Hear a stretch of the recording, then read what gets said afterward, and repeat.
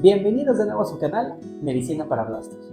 Hoy vamos a ver la continuación del tema del potencial de acción, que es la fisiología y estructura de los canales voltaje dependientes, así como las enfermedades relacionadas a estos canales llamadas canalopatías. Recordemos que estos canales voltaje dependientes son la clave para formar el potencial de acción, que es el cambio súbito del voltaje de membrana que permite transmitir señales en fibras nerviosas y musculares. En general, los canales de sodio voltaje dependientes, los canales de calcio y los canales de potasio pertenecen a un grupo llamado la superfamilia de canales iónicos parecidos a voltaje dependientes, abreviados como VGL en inglés. En este diagrama se encuentran esta gran cantidad o esta superfamilia de canales que están basados en sus rasgos evolutivos y genéticos. Empecemos describiendo a los canales de sodio voltaje dependientes. Estos están formados por dos subunidades, una alfa, que es la más importante, y una beta, que es accesoria. La beta se encarga de regular la apertura y el cierre del canal, pero la subunidad alfa tiene 4 dominios. Cada uno de estos dominios tiene 6 segmentos que van de S1 a S6. Y de S1 a S4 se conoce como el dominio sensor de voltaje. De S5 a S6 se conoce como dominio del poro.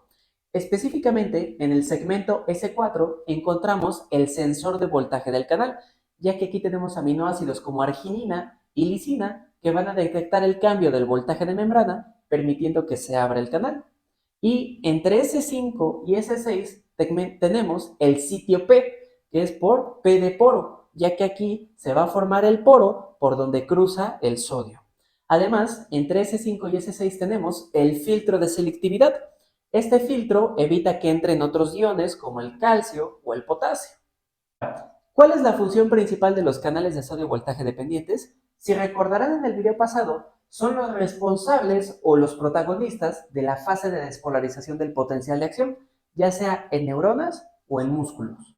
Además de esto, la subunidad alfa de los canales de sodio voltaje dependientes va a estar codificada por 10 genes distintos y cada uno de ellos expresa el canal en diferentes tipos de tejidos. Si alguno de estos genes está mutado, va a generar las famosas canalopatías que vamos a ver más adelante.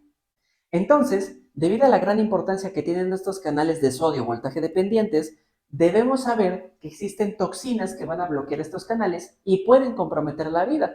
Por ejemplo, la tetrodotoxina generada por el pez globo, la saxitoxina generada por dinoflagelados marinos o las conotoxinas generadas por caracoles del género Conus van a bloquear el sitio P de los canales de sodio voltaje dependientes. Es decir, que se unen entre S5 y S6, por lo que el sodio no puede ingresar y no se genera la despolarización ni el potencial de acción. Entonces, una persona intoxicada con estas moléculas puede sufrir un paro respiratorio, ya que no se despolarizan las neuronas que inervan al diafragma, ni tampoco el diafragma o los músculos respiratorios. Sin embargo, no todas las toxinas bloquean o inactivan el canal de sodio y el potencial de acción. Algunas otras van a evitar que se relaje o que se mantenga siempre abierto, generando un fenómeno llamado sobreexcitación, que puede generar parálisis o mioclonías. Ejemplos de estas toxinas pueden ser la veratridina, que es un alcaloide vegetal, las toxinas alfa y beta del escorpión, la batracotoxina, que está presente en la piel de ranas venenosas como la del género Phyllobates, o las brevetoxinas presentes en el organismo Karenia brevis. Ahora, dejando a un lado las toxinas, van a existir fármacos que actúan en los canales de sodio voltaje dependientes. Por ejemplo, los anestésicos locales que derivan de la cocaína, como la tetracaína, la procaína y la lidocaína. Estos tres fármacos, al bloquear el canal de sodio voltaje dependiente, evitando que se propague el potencial de acción y se transmita la información a lo largo de neuronas periféricas que transmiten las señales del dolor, conocido como la nocicepción, y también la sensación del tacto y presión. Otro ejemplo de fármacos que actúan en los canales de sodio voltaje dependientes son los famosos antiepilépticos, como la fenitoína, la carbamazepina y el ácido valproico. Estos fármacos, al bloquear los canales de sodio, disminuyen la excitabilidad eléctrica en el encéfalo, por lo que evitan el riesgo de convulsiones. Ya vimos las toxinas y fármacos que actúan en estos canales de sodio voltaje dependientes. Ahora vamos a ver el conjunto de defectos de estos canales que producen enfermedades, y este grupo de enfermedades se conocen como canalopatías. Si recuerdan, yo les dije que existen 10 genes que codifican la subunidad alfa de estos canales de sodio voltaje dependientes. Y de estos, 5 genes tienen relevancia clínica porque producen las principales enfermedades relacionadas a estos canales. Y van a ser los genes que codifican al NAP 1.1, el 1.2, el 1.4, 1.5 y 1.7.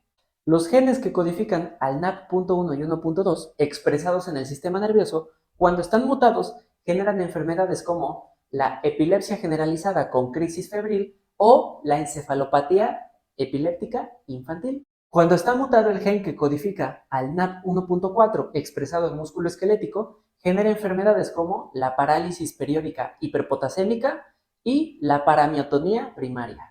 Cuando está mutado el gen que codifica el NAP 1.5 presente en músculo cardíaco, genera un conjunto de enfermedades conocidas como síndrome de Cute largo. Y cuando está mutado el gen que codifica el NAP 1.7 presente en nervios periféricos, generan enfermedades como la eritermalgia primaria, los trastornos de dolor extremo paroxístico y la insensibilidad al dolor asociada a canalopatía. Esto es lo que respecta a los canales de sodio. Ahora vamos a ver a los canales de calcio. Veamos primero la estructura de estos canales de calcio voltaje dependientes. Tienen múltiples subunidades que la conforman. La principal de ellas es la subunidad alfa 1, que es similar a la subunidad alfa de los canales de sodio voltaje dependientes. También tiene las subunidades alfa 2, la beta, la gamma y la delta. Así como los canales de sodio, la subunidad alfa del canal de calcio tiene dominios que van del segmento S1 al segmento S6. Y también en S4 está el sensor de voltaje y entre S5 y S6, o el sitio P, tenemos el poro y el filtro de selectividad del canal. ¿Qué funciones tienen los canales de calcio voltaje dependientes? Una de ellas es que forman potenciales de acción característicos en algunas células excitables. Por ejemplo, son responsables de generar una fase de meseta durante la despolarización en el potencial de acción del músculo cardíaco, el músculo liso y algunas células secretoras. Segunda función de estos canales, tienen que ver con la transducción de señal, es decir, cambios bioquímicos generados en el interior de la célula que permiten comunicar señales del exterior al interior de la misma. Esta transducción se genera gracias a que se abren los canales de calcio y su gran gradiente de concentración hace que viaje hacia el interior de la célula, aumentando transitoriamente la concentración intracelular de calcio. Y esto permite generar fenómenos como la sinapsis química y la secreción de células endocrinas, como en la glándula paratiroides. Y la tercera función de estos canales es generar el acoplamiento excitación-contracción. Este fenómeno nos dice que tras excitar eléctricamente una célula, genera una respuesta contráctil en la misma. Y esto lo podemos ver en los miocitos, como el esquelético, el músculo liso y el músculo cardíaco. Por ejemplo, tras una sinapsis o un potencial de acción que viaja de una motoneurona, despolariza la fibra muscular y entonces los canales de calcio se abren, ingresa calcio a la célula muscular y entonces esto genera algo que se llama liberación de calcio inducida por calcio. El calcio se une a la troponina C y permite generar la contracción del músculo esquelético. Esto lo vamos a ver cuando veamos la fisiología del músculo, no se preocupe. Asimismo, vamos a tener fármacos que actúan en estos canales de calcio generando efectos terapéuticos. Uno de estos ejemplos son los bloqueadores de canales de calcio, que los más famosos son las dihidropiridinas, como el nifedipino y el amlodipino, pero también tenemos bloqueadores de calcio no dihidropiridinas, como el verapamilo y el diltiazem. Estos fármacos están indicados para trastornos cardiovasculares, como el infarto agudo de miocardio, la angina de pecho, la hipertensión arterial y las arritmias, pero también están prescritos para las convulsiones epilépticas. Y ahora, en cuanto a las mutaciones de sus genes y sus canalopatías. Cuando está mutado el gen CACNA1C, que codifica para el canal de calcio de voltaje dependiente 1.2, nos puede generar dos síndromes, el síndrome de Timothy y el síndrome de Brugada. Cuando está mutado el gen CACNA1F, que codifica para el canal de calcio voltaje dependiente 1.4, nos genera la ceguera nocturna congénita ligada al cromosoma X. Cuando está mutado el gen CACNA1H, que codifica para el canal de calcio voltaje dependiente 3.2, nos va a generar múltiples tipos de epilepsias. Entre ellas, la epilepsia mioclónica juvenil, las convulsiones tónico-clónicas generalizadas y la epilepsia generalizada con convulsiones febriles. Y por último, cuando está mutado el gen CACNA1A, que codifica para el canal de calcio voltaje dependiente 2.1, que lo podemos encontrar en las células de Purkinje del cerebelo, nos va a generar síndromes atáxicos y migrañosos. Entre ellos, la ataxia episódica tipo 2, la ataxia espinocerebelosa tipo 6 y la migraña hemipléjica familiar. Por último, vamos a ver a los canales de potasio voltaje dependientes. De todos los canales voltaje dependientes, los canales de potasio son los más complejos, ya que son codificados por 79 genes diferentes. En cuanto a la estructura de los canales de potasio voltaje dependientes, están formados por 4 subunidades alfa y 4 subunidades beta. Las subunidades alfa tienen dominios que van del segmento S1 a S6, como los demás canales. En S4 está el sensor de voltaje y entre S5 y S6 el poro y el filtro de selectividad. En esta imagen es una reconstrucción por computadora de un canal de potasio voltaje dependiente.